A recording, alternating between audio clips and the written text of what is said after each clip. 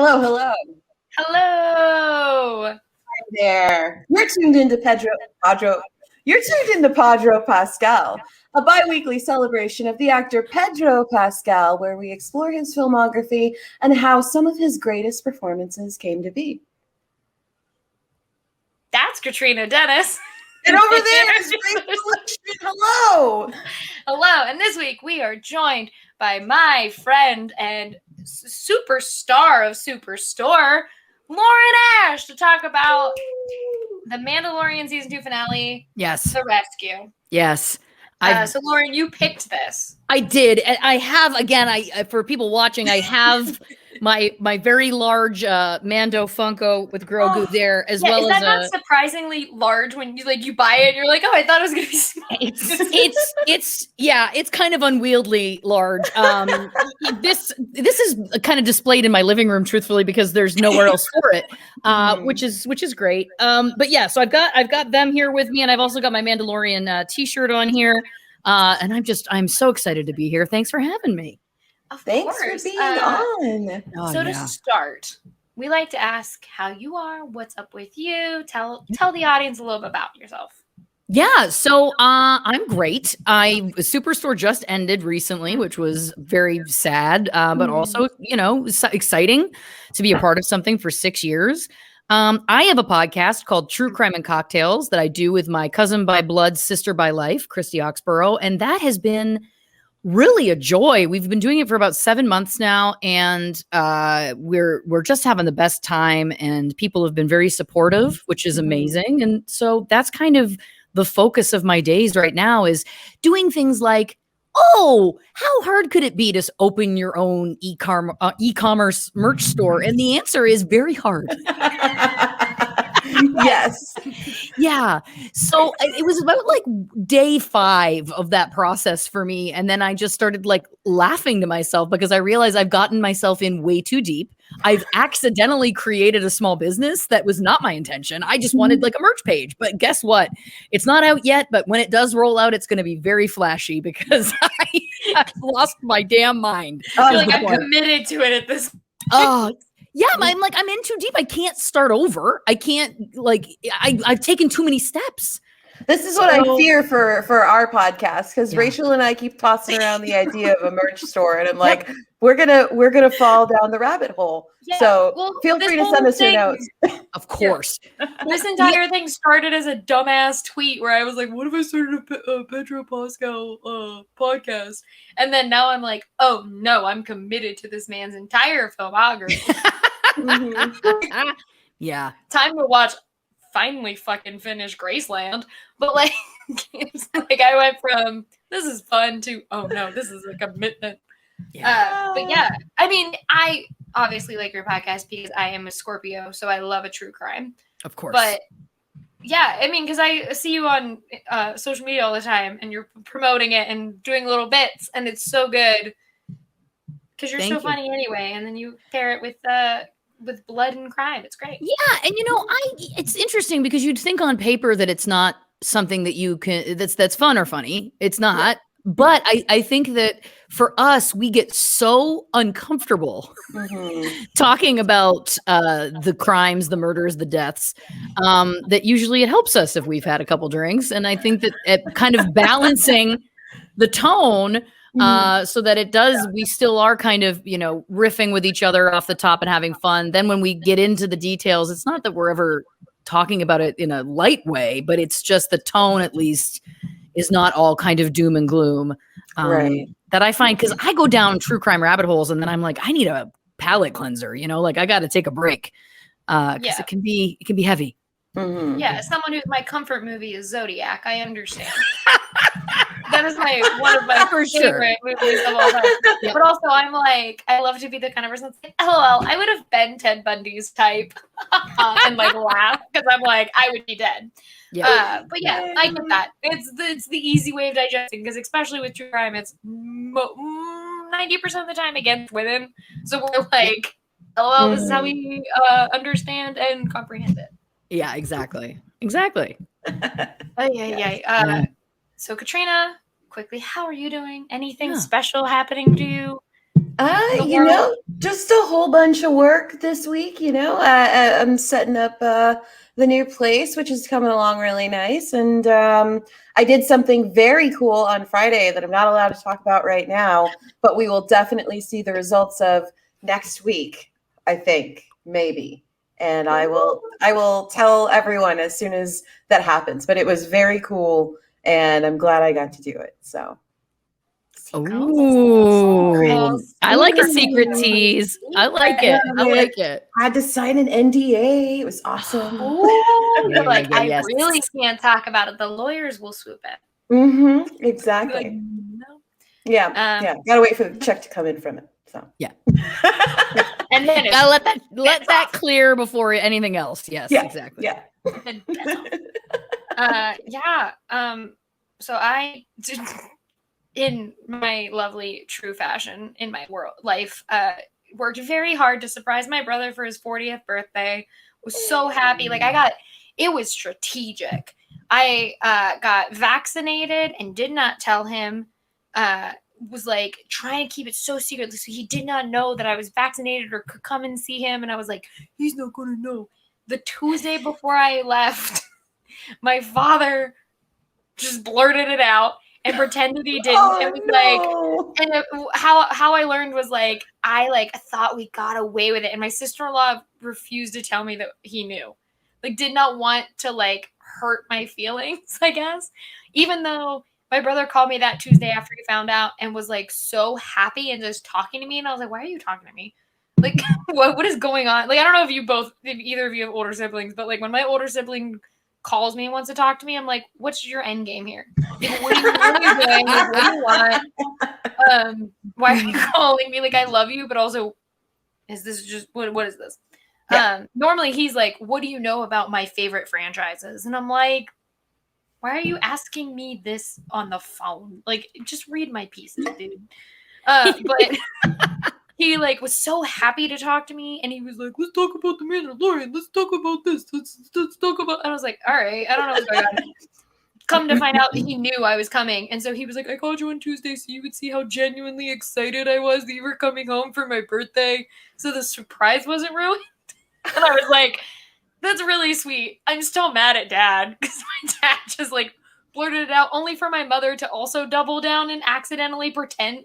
She goes, oh no. She went, I'm getting fancy bread to make your sister French toast for when she eventually comes home. Oh, Mom. I only last for so long, Mom. Come on. Yeah, and it was a hot mess, but I was really excited because I got to go home. I saw him. I saw my niece, who we finally took a picture together. Oh. Not worried about I took a picture with her before, but I was also worried to hold her too much because of COVID and stuff. Even though I drove down and was safe when I was down there, I still was very anxious. But this time I was like, I'm vaccinated. I can hold her. It's great. And in the picture, I'm in a shirt that looks like a 90s Pedro Pascal shirt. And there are two pictures of him.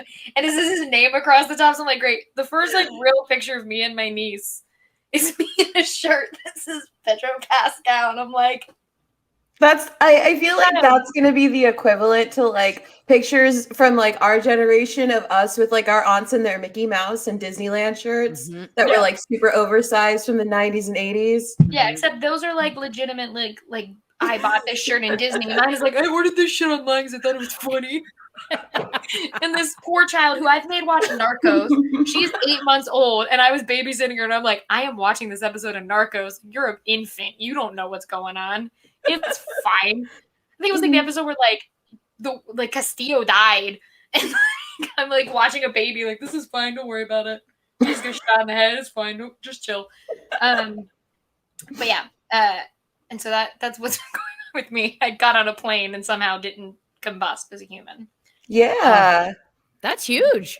Yeah, that's a whole trip in between episodes. That's a lot. Yeah, I'm now that I'm vaccinated, I'm feeling way more confident about existing as a human again versus before, where I was like, no human come near me. Yeah, go over there. Oh, I've been the same. Yeah, I've put myself through it so far because I've allowed myself around one crowd because of what was that, cast member day at Disneyland, right before it opened. There were 6,000 people across the two parks, and I was like, okay, I'll go. but I'm not going to pee at all day. You're like, I'm just gonna hold it and Run. I like that that's your line. That it's not like it's like, don't stand near people, don't touch anything. It's like, no, I'm not going to go to the bathroom. I'm just not ready for public bathrooms yet. I get it. Like I'm vaccinated, but I'm just not there yet. And like that's why it's like it's hard to go to Universal because like what Moaning Myrtle like talks to you in one of those bathrooms, and it's just like, oh, I'm not ready for this yet. I can't I gotta Moaning psych Myrtle, myself you gotta up. chill. Each new step, public bathrooms, movie theaters. I'm getting to it. Yeah. Yeah, I'm going to the movie theaters for In the Heights, and like we already have our tickets. We were supposed to go. It's been a whole thing. We got our friends into the Fast and the Furious franchise, and so we were trying to do like the Fast 5 days, and it didn't work out. And then now our friends are really into actually watching them because we got to Fast 5, and we were like, great. This is when the franchise goes from being like we're trying to be normal movies to like we're driving cars through buildings. It's fine. Don't worry about it. Yeah. Like, and so now they're like invested, and we're like, great, yes, be invested in these insane movies that don't make any sense. And so, but that was going to be my entrance back into the movie theaters. But now it's either going to be Cruella or In the Heights. I'm like, I would rather be In the Heights, a musical I love, but also like I want to see Cruella DeVille hate some dogs. So like, who knows? It's a human. Yeah. But yeah, I mean, the world's crazy. All I've had is Pedro Pascal's career to keep me sane. I don't know that it kept me sane. I think it just made me batshit in a different direction. But like, but you're channeling it. You know what I mean? And that's what's important. You're focusing it. You're channeling it into a very steady laser. Yeah, some people have all that energy and they do murders. So exactly. Mine very is just, I'm going to watch this filmography and pray that I come out of it okay on the other end. But yeah, so news. The only real news is that Pedro Pascal's in Chile filming a wine commercial. So like both mine and Catrina's interests, which is Chile for her and wine for me. Yeah. Yeah. Also, great. I didn't know that about you, but now I'm glad that we're both. I'm Chilean. I live in California. You said I'm Chilean as if that is a prerequisite that I just didn't know about. Okay, first off, you should know about that as an Italian person because we have a lot of Italians in Chile. It's just like as an Italian. We love our wine. I have like 5 relatives who make their own, and I'm like, wow, you can go to the store. It's like $9. They're like, yeah, it's a beachside nation by the mountains. Like, of course, there's wine stocked in between it. That's how the makeup of Chile is geographically. He's there. He's filming something. That's all I know. I will admit my own fault. A lot of the videos that are coming out are in Spanish, and I'm like, I took French like a dumb fuck. So, like, I can't help.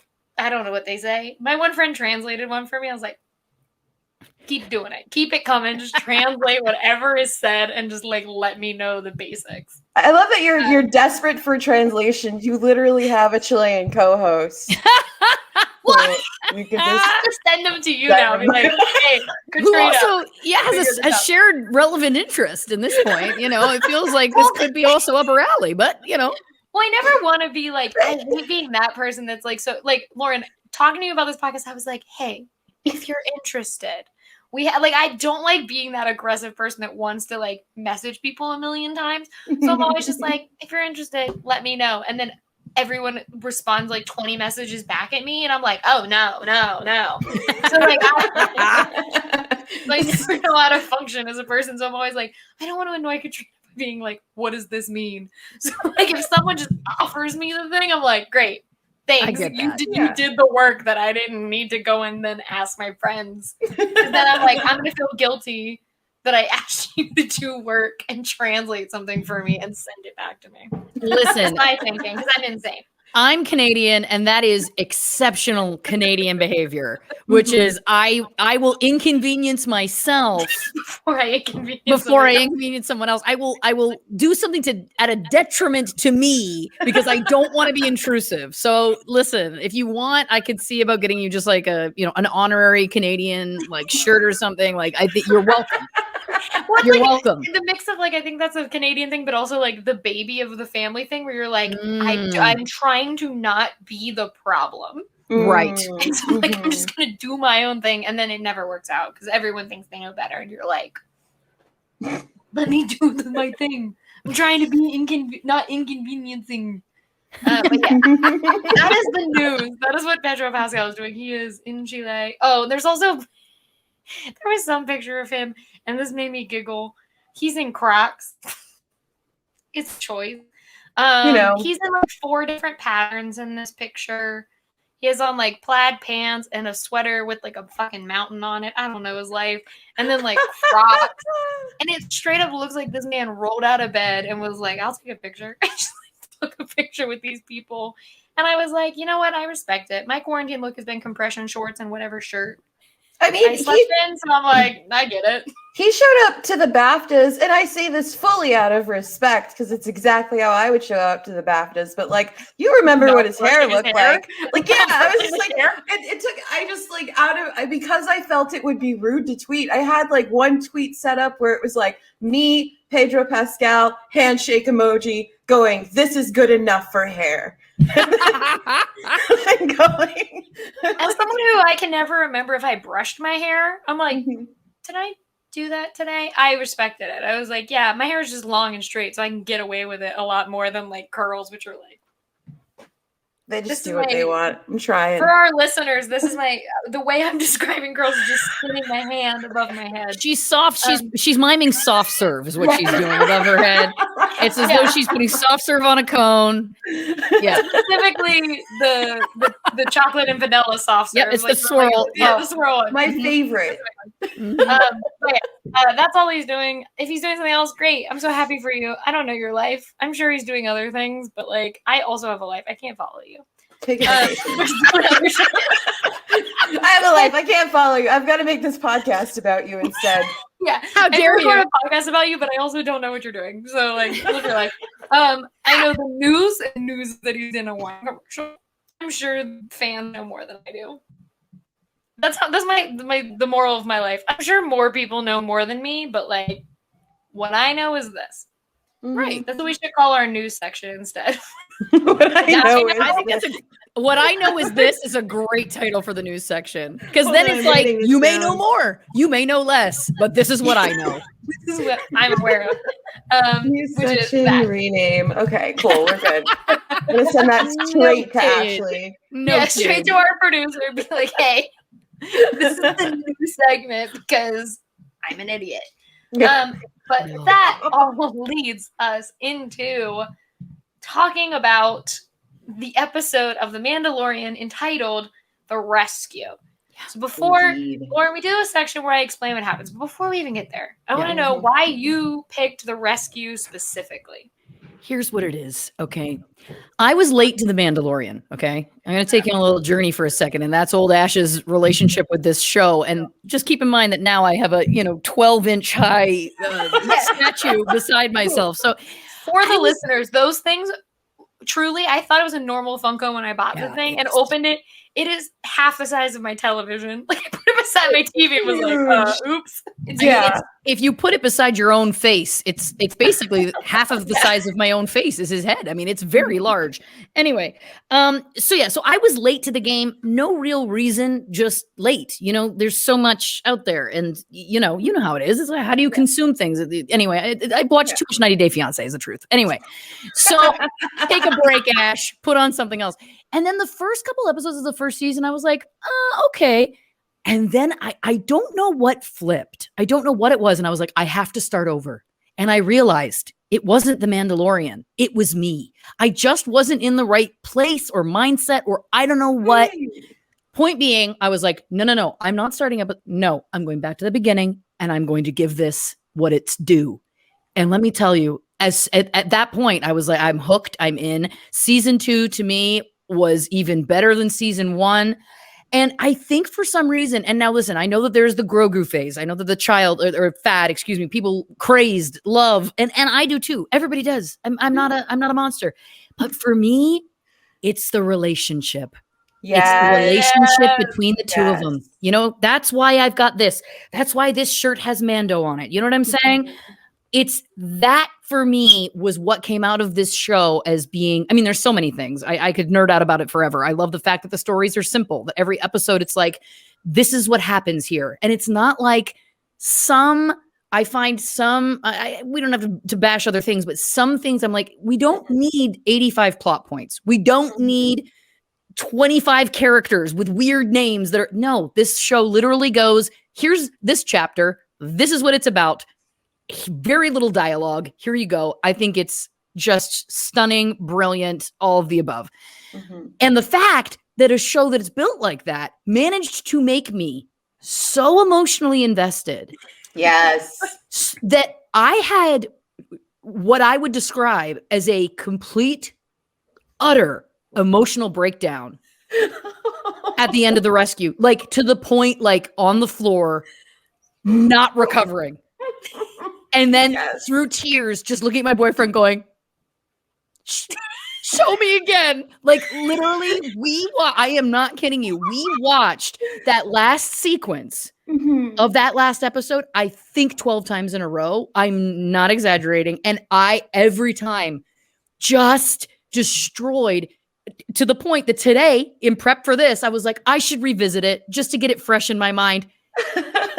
Destroyed on the couch, literally. Like, I mean, for me, honestly, I just feel like as someone who was like, I don't know, and then I came in and then I kind of got caught up in it and whatever, it was that episode and it was the scene with him at the end. And he's so great throughout it, don't get me wrong, but it's the scene with him at the end. I can't, I'm gonna go again. But it's the scene with him at the end where I was just like, that man is one of the greatest actors of our generation. Fight me if you think otherwise, and I can get into the nuanced reasons I believe it.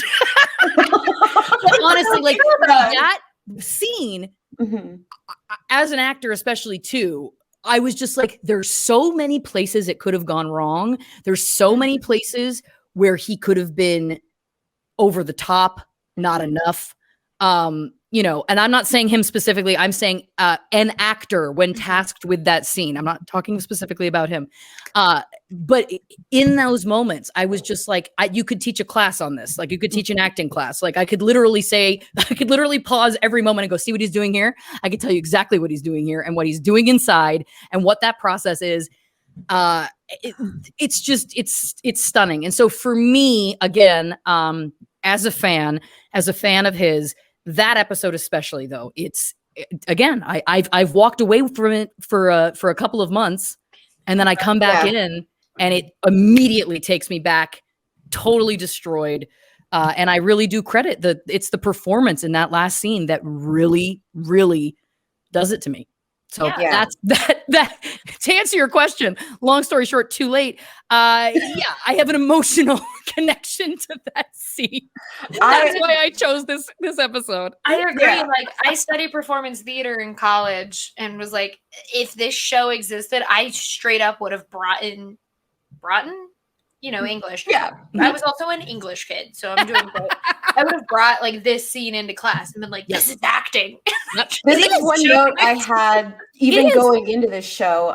One of the photos I picked, one of the screenshots I picked was specifically about the way he held Grogu in this scene. Yes. Like, and you notice in this particular scene, if you're like watching the way he holds Grogu and you go back to like an earlier part of the show, like the way he holds this puppet changes over time with more and more care. And like there is selling that it takes so much skill, and it's just like, they're family. Like he's holding, this is his family. 100%. And, and I do credit also the writing in terms of how they built that relationship and how it felt so organic and real. Because on paper, if you said a bounty hunter is going to find this creature and eventually develop an intense bond with it, you'd go, okay.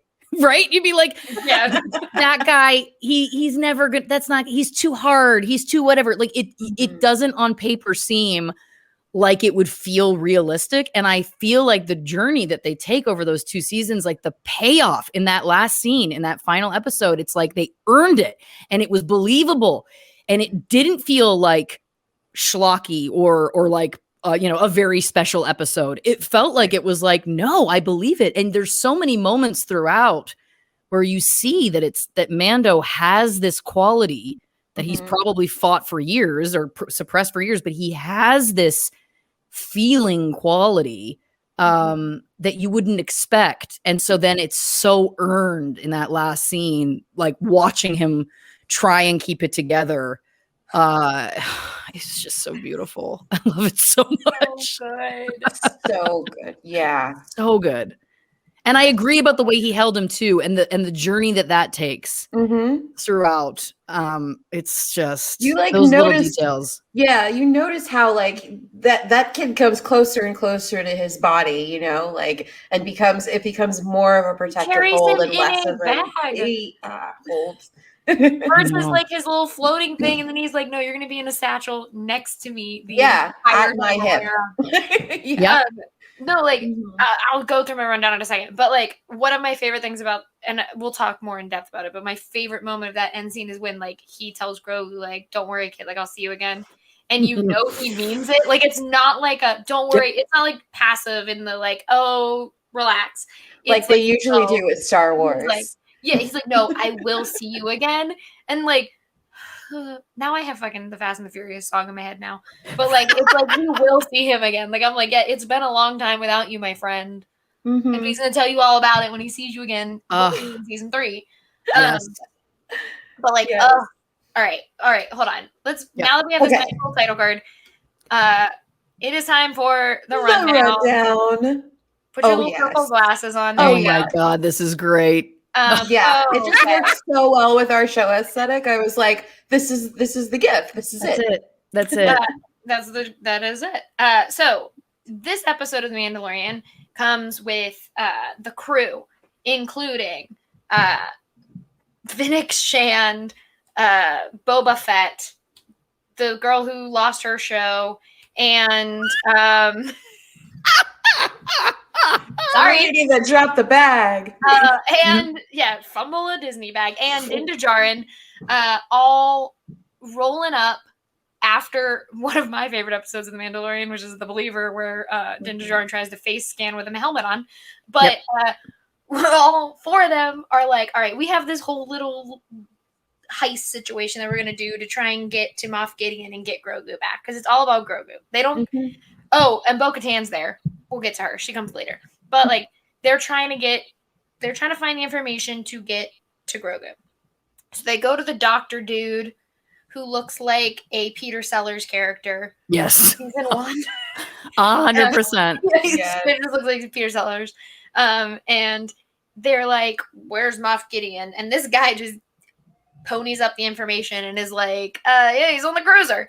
So then they're like, "We need more people." And so they go and they're like, "We're going to go to where Bo-Katan is and Sasha Banks."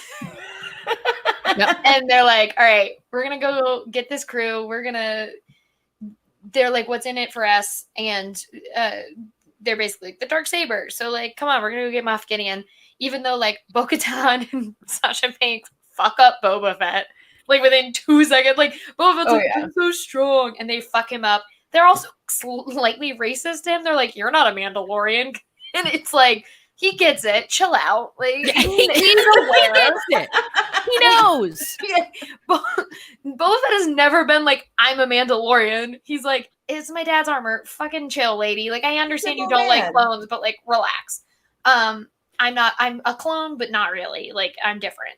I'm just built different. I'm built different." And so then they're all like, "All right, we have a cool little heist situation where we're going to get the Slave One to come and pretend it's chasing us." And we're like, "Oh no, save us. It's chasing us. We got to get him. We got to escape. Let us on the cruiser." And so then Boba Fett is not in this episode after that. But they're like, we get on the cruiser and the Slave One is gone. So when the Slave One goes, though, like, there also goes their way out of this ship. Because the Slave One was like what everyone was riding on, right? Other than the ship that they like stole, whatever. So they're like, they get on the cruiser. They're like, "Okay, we're here, and now we're gonna like bust out of this ship and just take on every single like trooper, every human that's in our path. And it's like the coolest girl squad moment in Star Wars, because it's not like, I love Avengers and I love the girl power-ish moment in Infinity War where she's like, she's not alone, because it feels organic. Absolutely fucking hated the girl power moment in Endgame, because I'm like, none of these women need each other. I don't know why this is happening.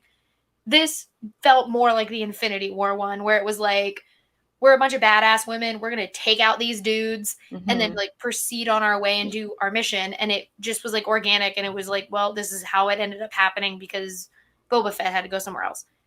It ruled. I love Mando and his little crew, and they're all like, we're a bunch of women and we're trying to get you your son, but also like we have other plans. Like, you're not our concern, really. Yep. We're just here for the ride.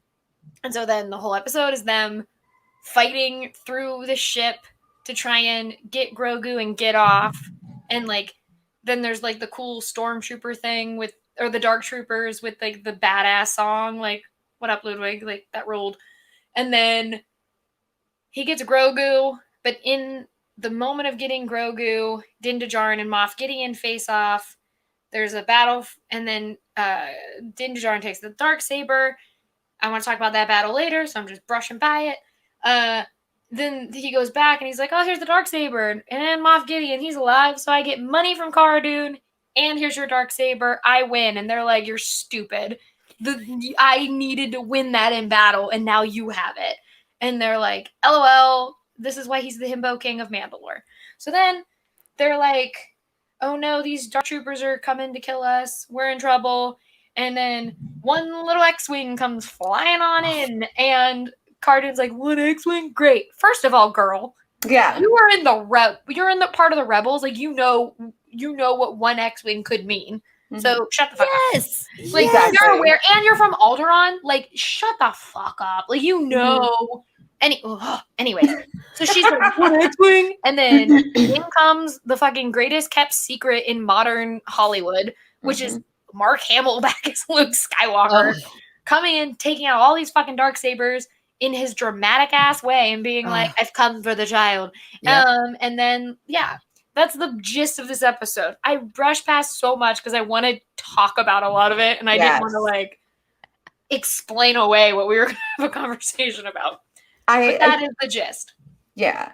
I think the absolute best thing about this episode is that I don't think anyone from casual to like hardcore Star Wars fans get lost with it. But if you're a hardcore Star Wars fan, it is so packed with stuff. Like, straight on from that conversation between Boba and Casca and Bo-Katan and Mando. Like, we see Mando, who we've already seen differ in his like beliefs as a Mandalorian from like Bo and them. And then we also see Bo-Katan, who like spent most of her life fighting clones when they were around, facing, you know, Boba Fett. And then of course Casca just being a badass. So yeah. And you know, things truly like, sorry, she like changed the way I feel about a lot of like wrestlers turned full-time actors, because I was like, I grew up in a wrestling family. I know wrestling is acting, and I know like, but it's like a lot of times I always feel like, yes, you are a wrestler turned an actor. And like that, I never felt that way watching Sasha Banks in this show. I was like, no, that's like a badass bitch. And she's like, I'm a great actress. I also can take out some dudes, and it ruled.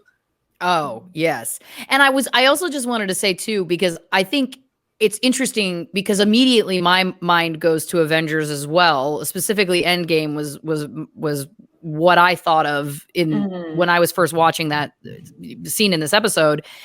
And I think the difference too is that in this episode, in this world in Mandalorian, it's not commented on. It's not that it's like, oh, we're a gang of girls. It's never that. It's just that these are just, like you said, it's like, these are just the people that are here. It's not, it just felt like I did remark when watching it. I was like, I can't remember a time when in my childhood, specifically growing up in my childhood, I'm like, I don't remember ever seeing something where it was a group of women who were the ones who were being the heroes, who were kicking butt and doing all of the above, and it was never commented on.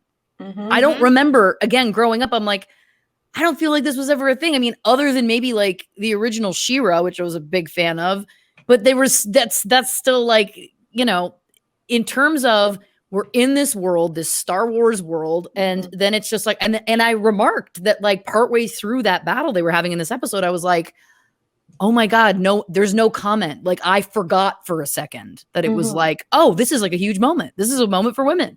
And it wasn't like that moment, like you're saying in Endgame, no hate, but it felt very much like it's like, oh, okay, now we're, and now the girls are here and now they're going to go back over there when we're going to finish. Do you know what I mean? Like that's how it felt to me anyway. And it was never, what I really like about this show is it is almost, not almost, it is truly never questioned.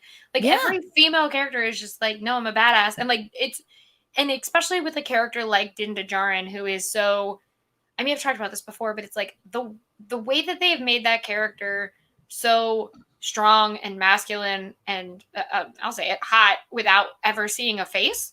Like you would think that he'd be the kind of character like on paper that would be like, these women can't do what I do, but he's not that way. He's just kind of like, oh, you and I can fight each other? Great. You're coming on my... Like, it's not questioned. He's just like, I want people who are at the same level as I am. Right. And it ruled. Because normally it's like, you're a girl. And then the girls have to prove themselves, where that's not the case in the show. Like, the minute he met Finnick Shand in the first season, he was like, LOL, you're trying to get Finnick? Like, he like knew. He was just like...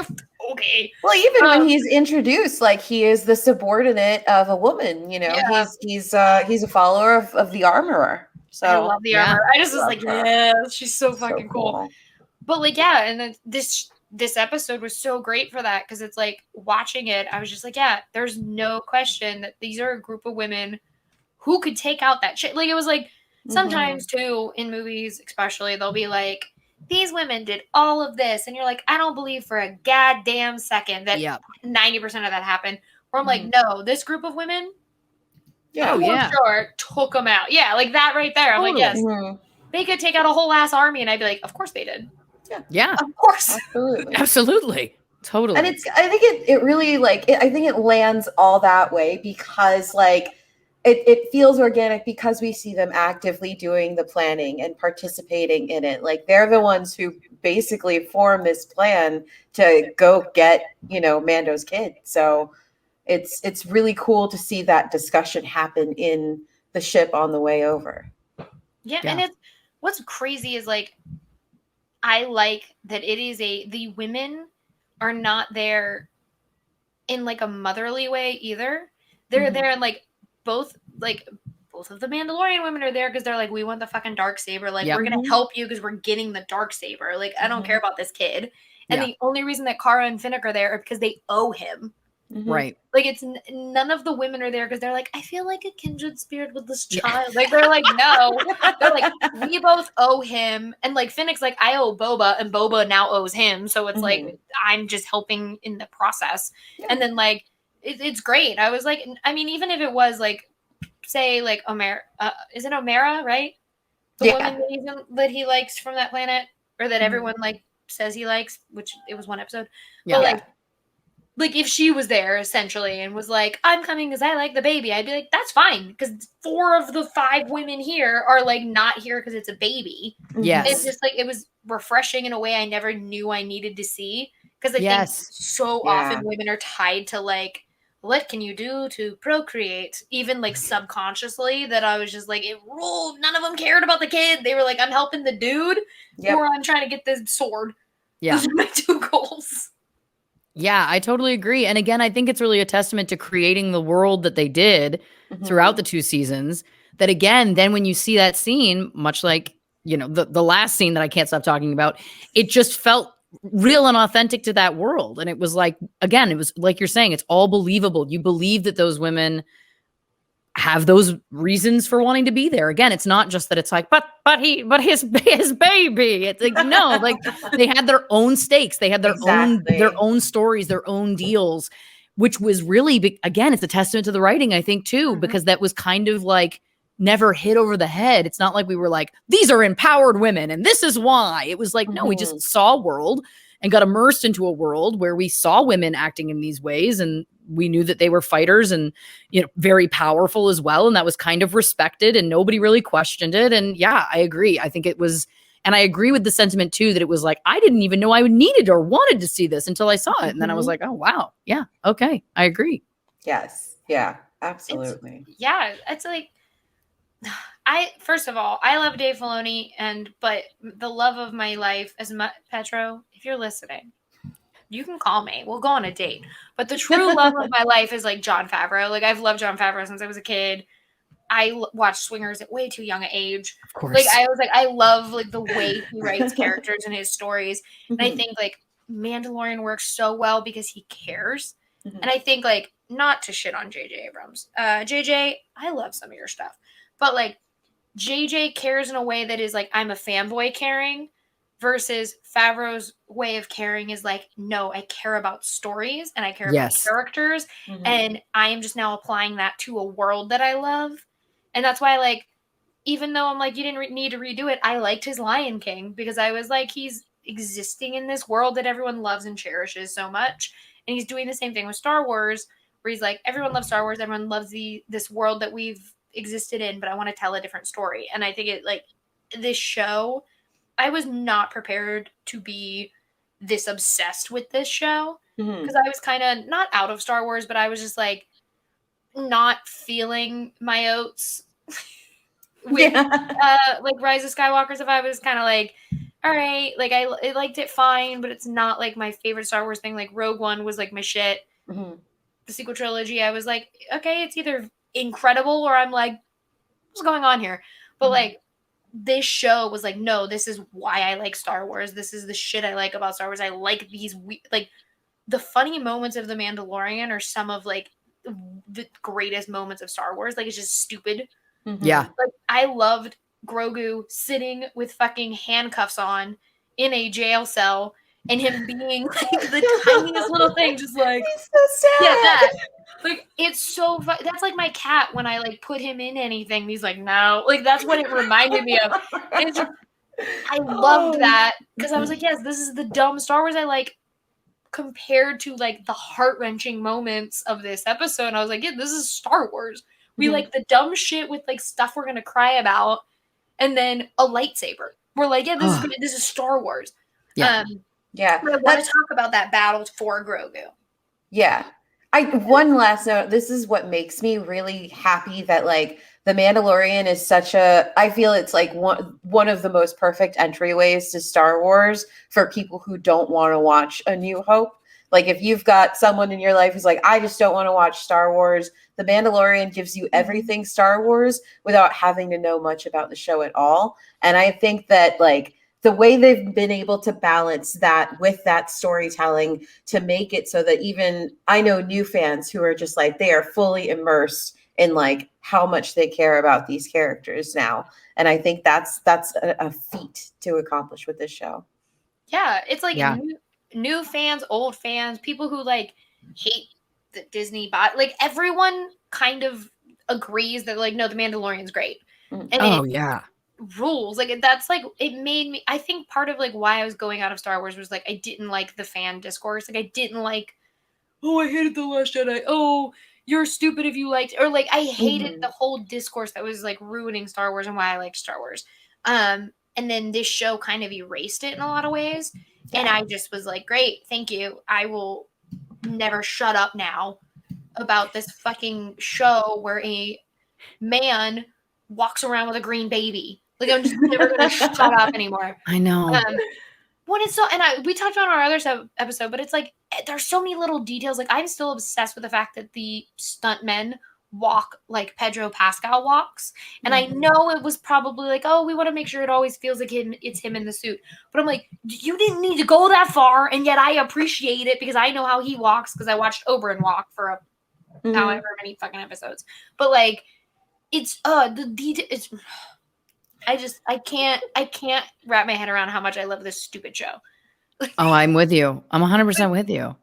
It's weird, right? The frog lady, when she has to throw down and run and she gets on all fours, it makes me cry. Like I could cry right now about it because I'm just like, it's so magical and perfect. And like, yes, but I never would have thought, like I wouldn't have thought about creating that character. And it makes so much sense that of course, when she's like, oh shit, I gotta go, I gotta boogie, that then she would go, but like seeing that for the first time, I felt like a child. Like I was like, this is so magical because you've surprised me in something that I wouldn't have necessarily thought of and made it so true to that character, true to this world. And it's just like every little thing like that. I feel like there's so many details that again are not necessarily Star Wars canon. To your point, it's not like it's an accessible way in to what has been created in one of these kind of magical Star Wars worlds that for me, I think they had a huge opportunity because they weren't tied to like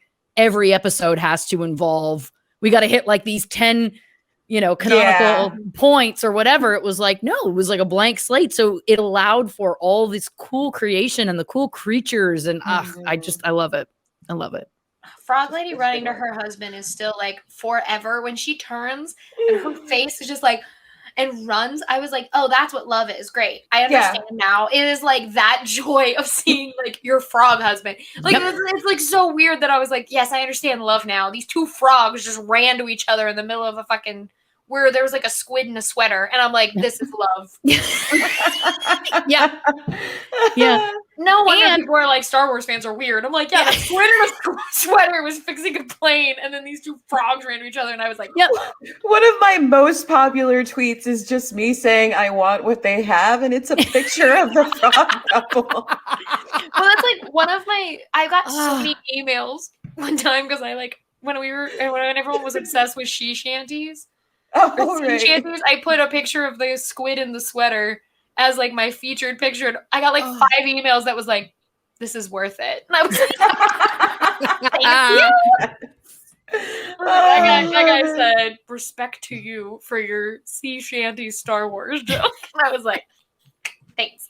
But yeah, there's like, I think, and it's a problem for me as a human. I don't know that I'll ever get over it, but it truly, I think about Din Djarin fighting Moff Gideon and kicking the Beskar spear backwards and spinning it so he can knock into the Darksaber at least once a week. It's a problem. It was very hot. I'm sure it was a stunt double.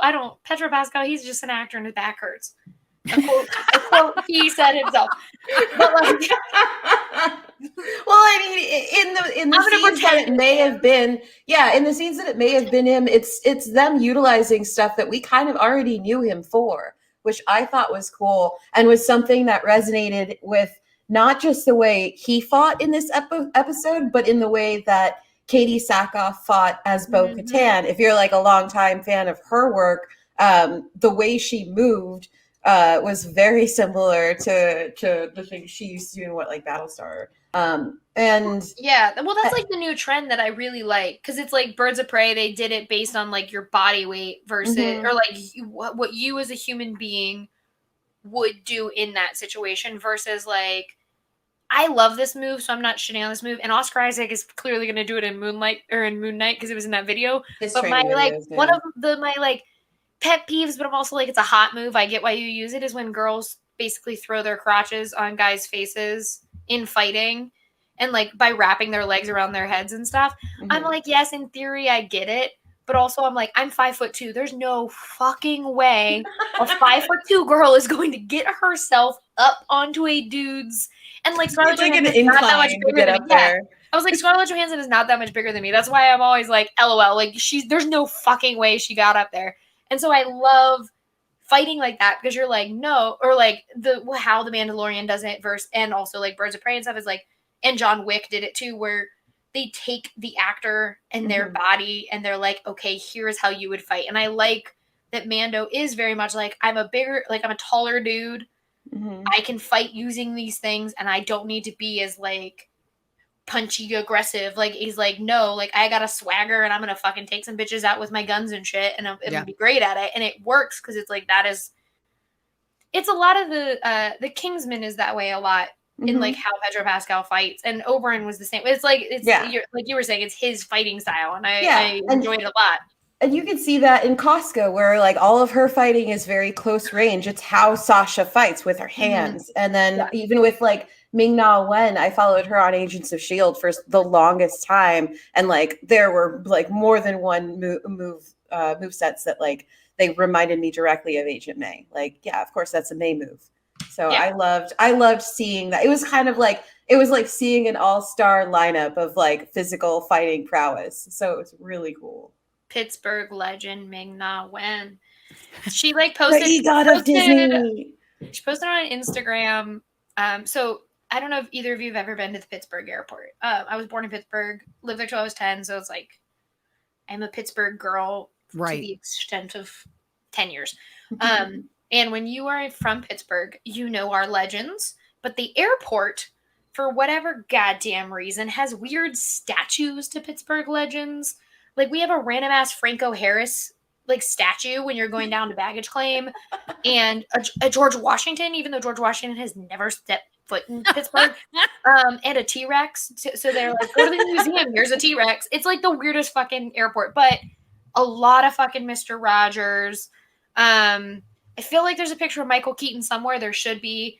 In Pittsburgh, there's like odes to Jeff Goldblum. Like we are like, if you're from Pittsburgh and you're famous, we love you. Mm-hmm. We need to get Zachary Quinto's picture up there somewhere, and Jillian Jacobs for that matter. But like, so Ming-Na Wen posted on Instagram. She's like, "Oh my god, look, my mom sent me this. It's me in the airport," and it was a picture of her on the bottom of like a Billy Porter thing. And I was like, "That's how you fucking know you made it in Pittsburgh. When you show up in the airport, you're like, I have made it." And like her picture was there. I was like, "This is the greatest day of my life." Ming-Na Wen's picture is in the Pittsburgh airport. My theory continues. I love it. I love it. More statues, I say. More statues. Oh, yeah. Truly, just go to Pittsburgh and you'll see. It's like the weirdest fucking thing I've ever seen. But I do want to talk about, so this episode specifically, this is going to be a long Pedro Pascal episode, whatever. But this episode of The Mandalorian specifically made me feel like a child in a way I was not expecting, because like I had gone home for Christmas at the time, and my roommate texts me, goes, "Your mom's awake, right?" And I was like, "Why?" Because I hadn't watched it yet. She's like, "Are you watching it somewhere where you can be loud?" And I was like, "I guess." Like, I was like, everyone's up in the house. Like, my mom might be like, "Stop screaming, it's a TV show." But like, I'll be fine. And then it got to the X-Wing part, and I went, "No. No." And just like went from, because I was already losing my goddamn mind, because I think the I yield part where Din Djarin brings the Darksaber in and it's just like, okay, I yield, is the funniest shit I've ever seen. It's so it's like the second dumbest thing he's done in 2 episodes. Like one being like, I'm gonna try and scan my face with a helmet on, and then like this where he's like, okay, I yield, take it. And they're like, that's not how it works. And he's like, I don't fucking want it though, like here. So I was already losing my mind. And then the X-Wing rolled up, and I literally it felt like Christmas morning came early. Like, I was like, no, there's no fucking way. And like, so I want to know, from both of you, of course, I want to know, like, what was the reaction to like realizing that Luke Skywalker was rolling up to get Grogu? I was in complete denial. I saw the X-Wing and I went, no. I saw the lightsaber and I went, it's someone else. I'm like, there's no proof. There's no proof. And then you see the glove. And that, again, I could go right now. Just know at any moment I will start crying during this episode of this podcast. Oh, it's going to be now. It's going to be now. And then I was just like, oh my God. And I started, is this what you got? I hope this is what you want on the show. Yes, that's exactly what I wanted. And then I think I screamed. I was just like, it's Luke. Like literally, like it was just like, it's him. It's the glove. Like that was the moment that for me as my child brain, again, just not wanting to be disappointed, I think, was like, I can't even entertain it. I can't entertain it. And then again, when I saw that gloved hand, I was like, oh, it is. And then the waterworks started. And then it was it was basically like a cascade of tears for me till the very end, just peaks and valleys of sobs. But that, I mean, it's just so magical. There's like, again, and the best kept secret, like you're saying, of all time. I think like the fact that they managed in this current crazy world that we're in to keep that a secret is so cool because it really would not have been as fun if we knew that was coming. It just wouldn't have been. Like, to your point, it really did feel like Christmas. It felt like if you are anyone who has had any kind of interest, you know, middling to extreme interest in Star Wars in your life, it was probably one of the greatest moments as a Star Wars fan, I think, ever.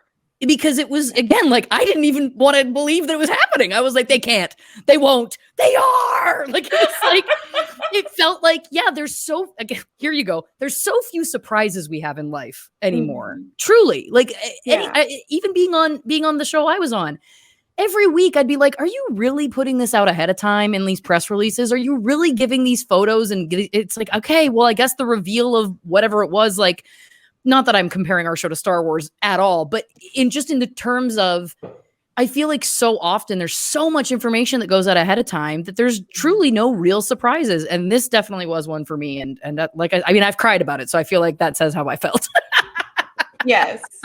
Yeah. The best. I like that morning. I felt so lucky. I felt terrible for my roommate because she had a 5 a.m. call time for her shoot for the show she works on. But I was like, but when that happened, I just immediately thought, thank God she's not here because I'm gonna be screaming at 7 a.m. Like, it just, I saw the X-Wing go by and my heart skipped, and I was like, okay, maybe it's the, you know, the captain from a couple episodes ago and like his friend is going to come behind. But like the music changed and Grogu was quietly reacting to things. And I was like, okay, it's a Jedi. And there's only one Jedi I knew that had that thing. And it was definitely, it was the gloves and then the click clack of his Chanel boots that just, I saw those boots and I was like, that's Luke Skywalker. Well, that's like, so yes. I am surprised that I had not thought that it was going to be Luke because listen, men have yelled at me on the internet. I'm not wrong, and you will never convince me that I'm wrong, men. But my favorite thing to point out is that Luke Skywalker and the Skywalkers are drama kings. Both of them. Anakin Skywalker, well, all three of them. Anakin Skywalker is a drama king. Luke is a drama king. Kylo Ren, like, they're all, like, they want the drama of whatever's going on in their lives. Like, the only Skywalker who's not really that dramatic is fucking Leia, and she's just like, it's because everyone else in my family's a fucking drama king. So, literally Luke Skywalker got kind of hit in A New Hope and rolled in the sand for, like, 20 minutes and then laid there. I'm like, and he cried about time. Like, he's such a drama queen. And I absolutely, like, am shocked that I did not think of, like, of all of the people who would, like, Ahsoka straight up was like, nobody should train him. I've seen what attachment can do to a Jedi. Like, go to this thing, but I don't know a single fucking Jedi that's gonna want to train him. In rolls Luke Skywalker, who's like, I can do it. And, like, I am shocked that my brain didn't think of it sooner. Like, I was so hung up on I wanted it to be Mara Jade, even though I'm like, I want to play Mara Jade. Like, don't cast the bitch, cast me. But, like, I was like, if it was a purple lightsaber, I would have just, like, shit myself and then cried because I didn't get the role I wanted. But, like, the seeing him, I was like, yeah, it's the only logical step that Luke Skywalker would be like, yeah, this checks out. I'm going to raise this. I'm going to teach you to be a Jedi, even though you're like 20 decades older than me, or like whatever. As old as the Clone Wars. Yeah, Baby Yoda is like the Anastasia of the Clone Wars. You watch my dad.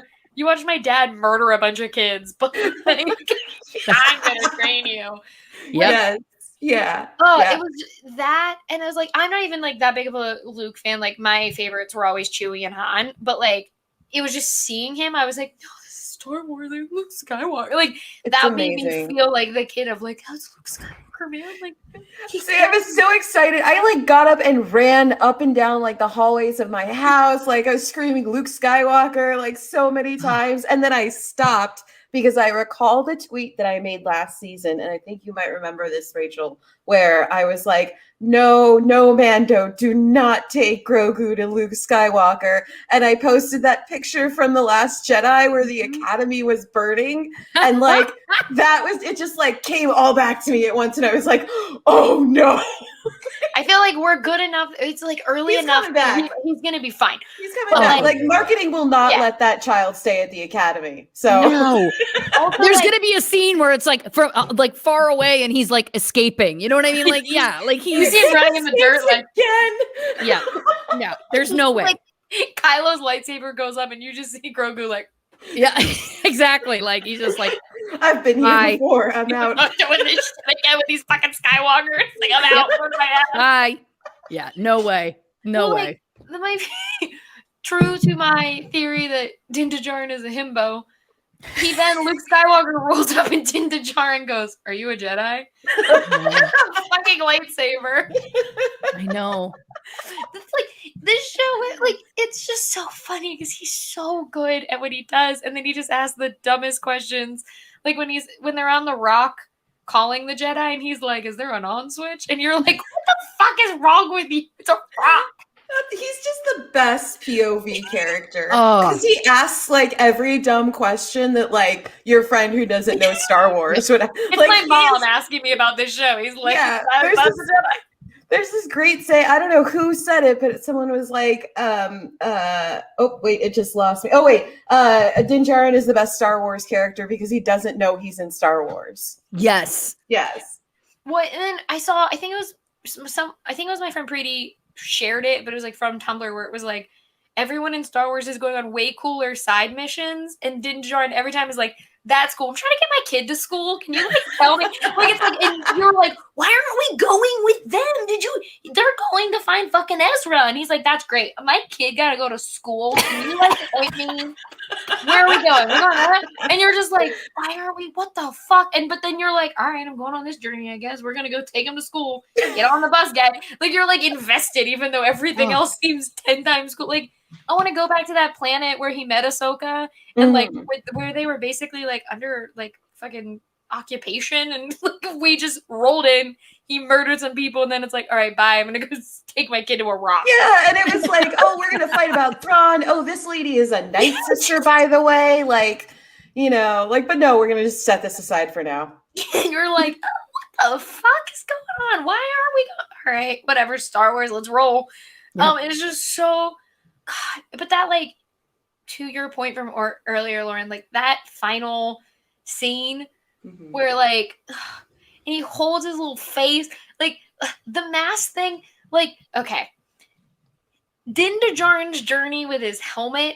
While I'm obsessed with the father-son dynamic, yes, obviously, but the journey that he is taking with himself to figure out what the creed means to him and the importance of the creed and his willingness to show his vulnerability to Grogu in a room full of other people, or like when he takes his helmet off to scan to try and get the information that they need with Mayfield. I was like, Bill Burr. Yep. When he like willingly takes off his mask, then it's like he's doing it because he's like, I will do anything for my family, which is part of his creed. And it's like, my family is Grogu. And he's like, I don't want Grogu to leave and not know who I am. And it's like that realization is almost more worthwhile than realizing like he cares for this kid. Because like you can tell when he fucks up the entire town and like when he's in Navarro and just like fucks everybody up to save him. I'm like, yeah, he clearly cares. But it was like, that was like, no, that is your son. You don't care how people look at you because you care so much about him as your kid. And it's like, he took that helmet off in the little green hand like this. And I can't, the little hand on face, that's me touching fucking Din Djarin's face. Also, I'm like, I love you. Hello. Like, it's so good. And I was just like, this is the perfect character for this show. Like, if you would have made him like fucking Boba Fett, I would have been like, this show's boring. Like, Boba Fett's too good about this shit. But then, like, then they introduced Boba Fett. I'm like, no, now Boba Fett's cool? Like, what the fuck? Like, Boba Fett was never cool before, and now all of a sudden Boba Fett's fucking cool. I'm going to say one thing I love about Boba Fett when it comes to this series. I Okay, and this particular episode. So in Clone Wars, he's like a little brat, right? Like he's like 15, 16 years old, just becoming a bounty hunter. And like every once in a while, a bounty hunter really puts him in his place. So it's so funny to see him on the other side of that now with Casca and how he reacts to that. Because at his core, and I mean, like, this is me being a huge Boba Fett nerd, but not the type of Boba Fett nerd that's usually around. He like, when he's a child, he tries so hard to be tough, you know, because his dad is dead and he's like dealing with trauma that way. And he meets all of these super tough bounty hunters who like slowly teach him how to love and have a family while still being extremely dangerous and deadly. And like, I just love what I loved about this episode with Boba was seeing that echo of it, like the rescue or the not the rescue, the one after it, the one right before this episode, his immediate voluntary to like be ready and like pay that favor back immediately, and also him basically like waiting it out until Cobb Vanth saved his town to go get his armor because he was already there and he was like, oh no, not the schoolhouse. And you know, like that's what I was thinking Boba Fett was up to, is like, I'll let him keep it until like the kids are safe and then I'll just go pick it up. It's just like, it's great. Like, this show made me care about characters I know. Like, I remember my brother, like I said, he's 40. So, like, he would always be like, Boba Fett's so much. I'm like, no, Boba Fett fucking sucks. What do you mean Boba Fett's cool? Like, what I've seen of Boba Fett sucks. What are you talking about? Dork. And then, like, I am woman enough to admit, I was like, oh, I was incorrect. Boba Fett ruled. And mainly because it's Tamora Morrison. But, like, because, like, I loved, like, I was, like, interesting when Jango Fett showed up. Because I was like, what's up, Tamora? And then, like, I can't wait for Book of Boba Fett. And I was like, you couldn't have, if you told me that when I was, like, 10, that I'd be, like, real interested in a show about Boba Fett, I'd be like, what the fuck is wrong with me? And yet, here I am. Yep. So excited. Yeah, but it's, like, great. And so, like, to end our segment on The Mandalorian, Lauren, talk about the scene that makes you cry and why it makes you cry. Okay, here's what it is. Share your emotion and pain with the audience. Yep. If I get through this with crying only twice in this episode of your show, I will feel like I have really succeeded. So it's so many things. One of the things you've already touched on, of course, is that he does not hesitate to take the helmet off. Because I think that other director, writer, actors, any of those people involved, having been in that position, I could see someone else directing him or a different actor going, but he should hesitate. Like, I could see that conversation happening, and no, it is perfect that he doesn't hesitate. It's like, oh, you want to see me? Yep. No problem. This is what's happening. Which of course is so much more powerful because we've seen that journey that he's had, like you were saying, and also so much more powerful that he doesn't hesitate, that it's just like, no question. Absolutely. And the moment for me, here we go. The moment for me where Grogu puts his little hand on his face and Pedro Pascal makes the choice to close his eyes. No, that's just painful. It's like the little hand goes up. Granted, I know that in theory the puppet did that, so he like had it, but even if he didn't have like the puppet, just the choice of being like, I'm feeling someone touch my face for the first time in however many years. Yep. Other than the Taika Waititi droid, like other than him, like I've got full goosebumps, by the way, full goosebumps, my entire body. But it's also because it's again, and this is why I credit him and why I wanted to talk about this episode on this show, is because that choice by another actor, by whatever, could come off as creepy, could come off as too much, could come off as like, he just nails like that. It's like, yes, absolutely. Like, you feel everything in that moment.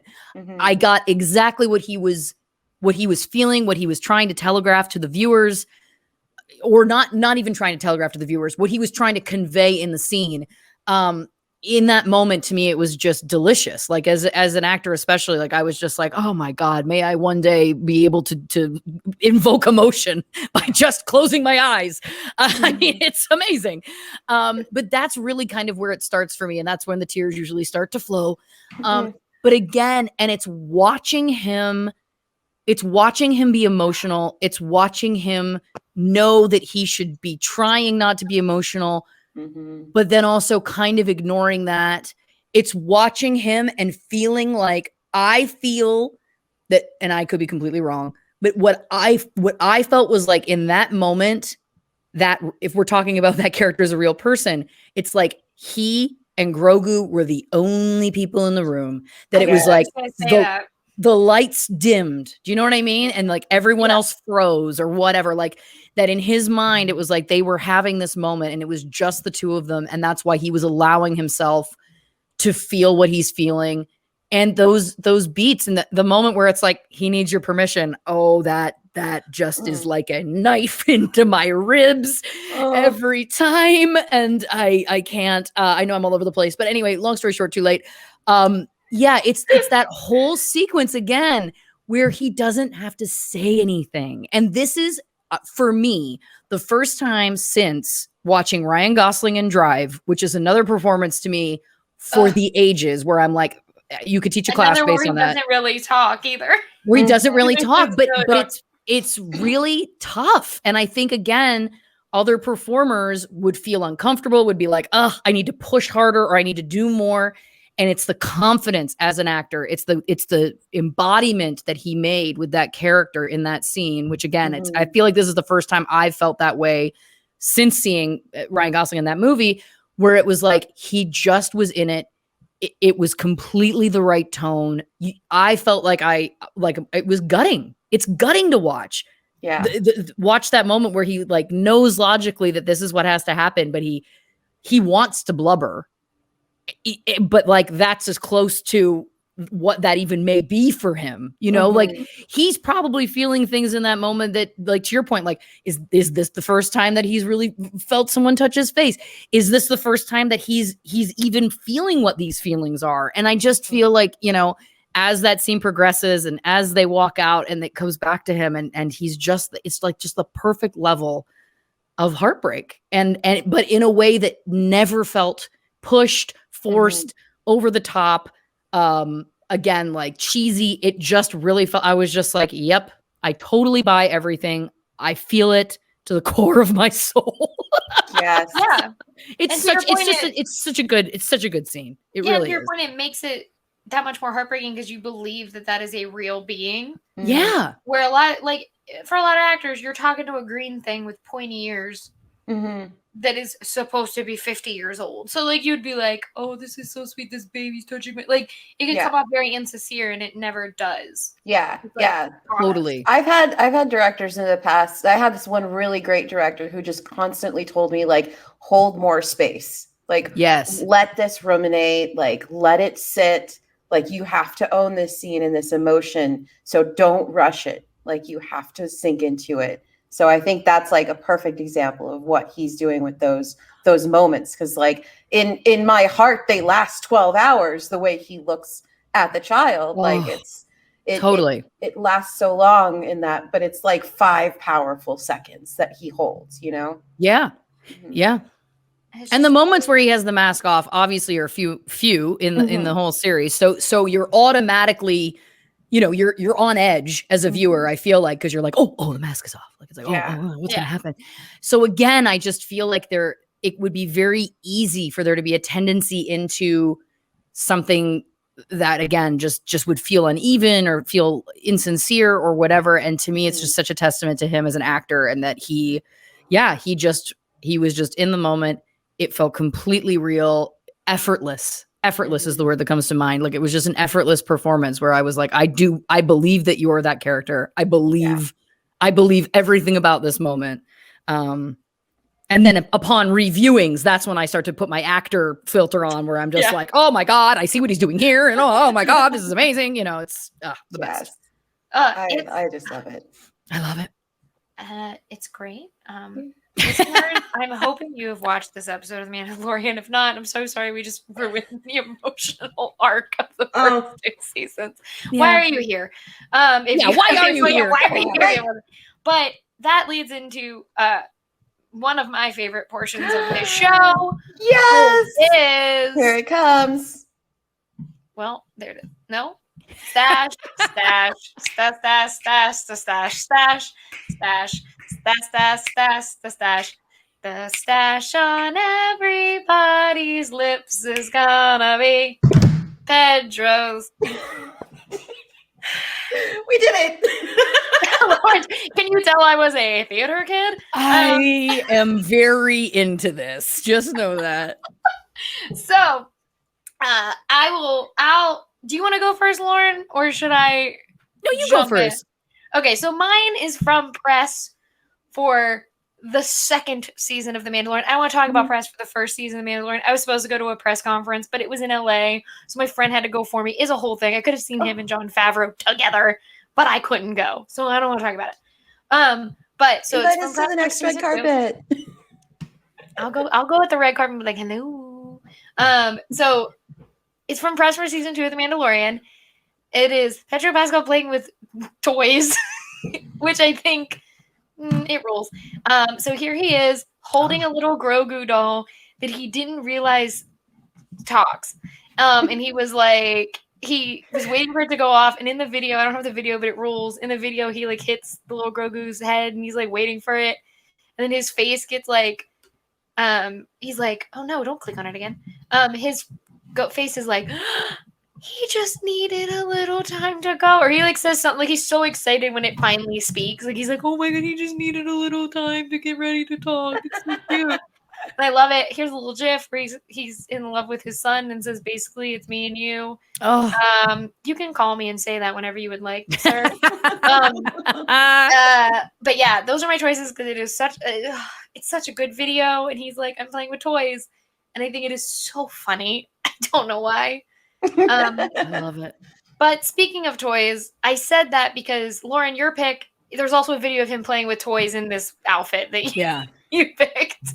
Yeah, this is from the 20. I pulled it up on my phone here. Also, there he is. The 2019 D23 Expo, and here's why this is a moment for me. And there's also a close up on him there. Yeah. There we go. Yes. Oh, shirt. Here's what I it love is. that shirt. The mustache. Like grandma couch. Oh, it's the here's what it is. None of this makes sense. Okay. The hair, the mustache, the necklace, the shirt, the pants, the shirt tucked into those pants, the shoes. None of it makes sense at all. And it just works. Do you know what I mean? I'm like, none of this, again, for me personally, none of this. I'm like, oh no, but with him and it just, it's so wrong that it's so right. And it's the fact also that the mustache is a little unkempt here. It's kind of a little all over the place, you know? And again, he little patches on the side of his face that he can't grow hair in, like the little bulb patches. And this to me is why it's my favorite stash, is because it is the perfect stash to go with this batshit outfit, which again, on paper, I'd go, oh no. But then there I go, yes, please. You know what I mean? You had like 5 different little grandmas make 5 different choices. I was just gonna say this shirt looked like a grandma's couch. Like if I walked into my grandma's house and that couch I'd be like, this checks out. But like, and the shoes, like to your point, are like red. Yes. And the pants are like a burnt orange, which match the top, and then the shoes match the top as well, but they don't match the pants, but it all kind of goes together. No belt. Necklace. No belt. Like, why is this necklace on? But also, no idea. I like it. Like, it's like none of it. And to Katrina's point from earlier, his hair is not brushed. He did not brush his hair. I love his like 5th grade school picture day smile in that photo. It's just perfect. No, the one where you're like, yep. You're like, why am I here? Like you haven't mastered the art of like fake smiling. You're like. I also think he may be sockless. 5 minutes ago. I might be wrong. I've zoomed in on his ankle. He may be sockless in this look. I can't tell, but I see. Yeah, those boys love no socks. Like Chris Pine's favorite thing is to be like, I don't wear socks. And I'm like, why are you admitting this? You didn't hear it out loud. Because we know when that shoe comes off, it's gonna be swampy. You know, there's no two ways about it. Pedro Pascal openly like talks about the fact that he wears Toms, and he's like, everyone knows that my feet probably smell. I'm wearing Toms, and I'm like, I love that you understand that we know. We're like, you're wearing Toms, sir. Yeah, acceptance king. But yes, for all of those reasons, this is why I chose this, because it makes no sense to me on any level, and yet it is absolutely note perfect. I would not change anything about anything that's happening here.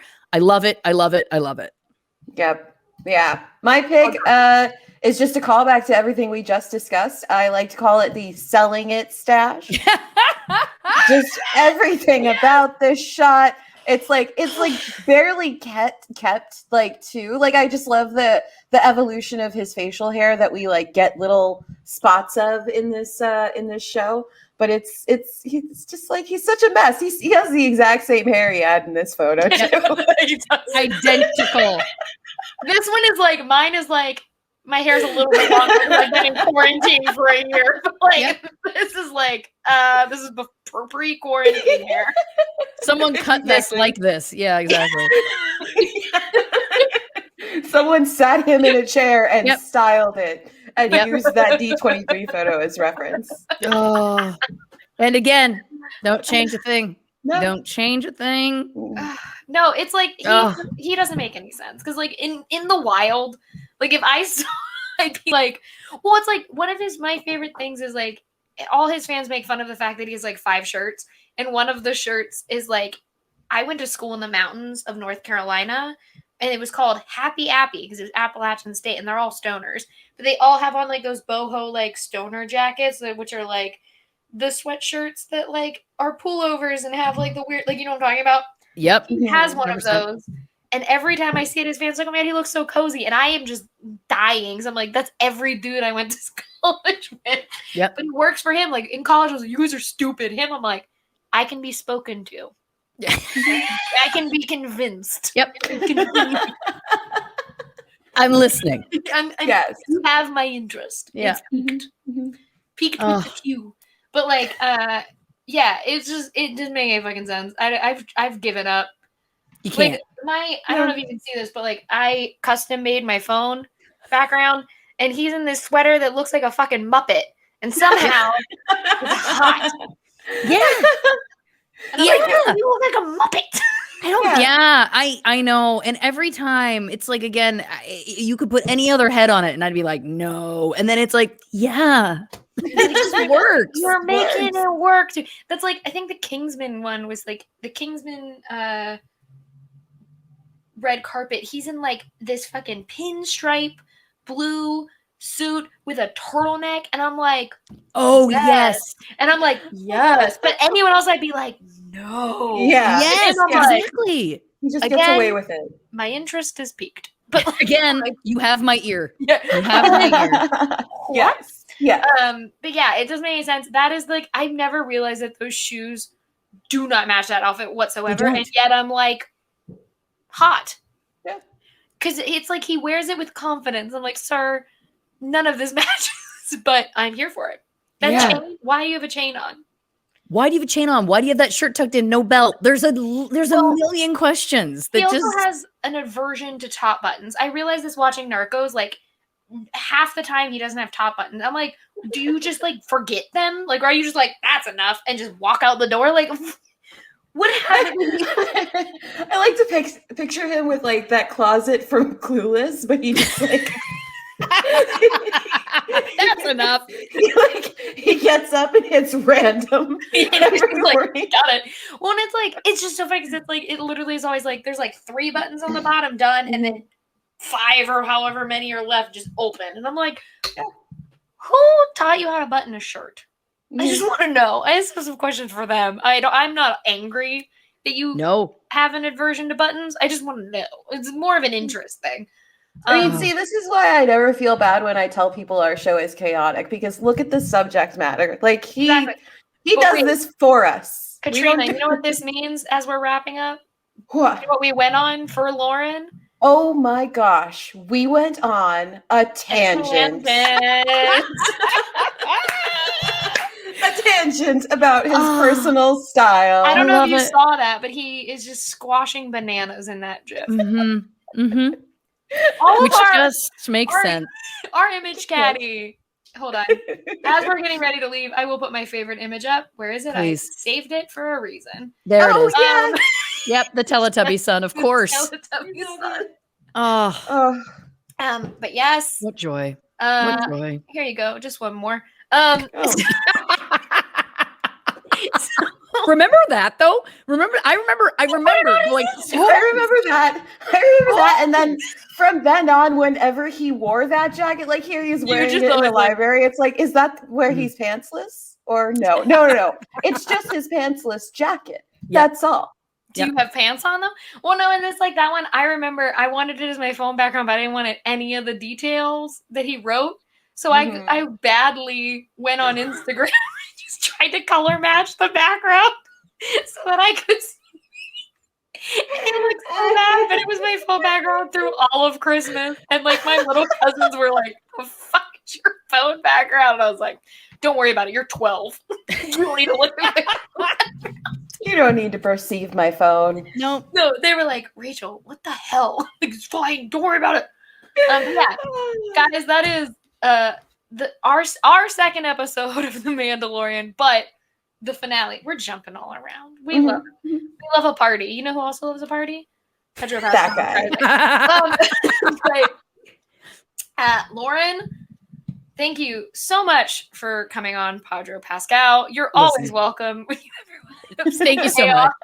I don't know if you thought I was just saying that I was excited, but it's obviously, I think I've proven over the last 90-ish minutes that I was very genuine, and it's been a pleasure. Thank you for having me. Thank you so much for being on.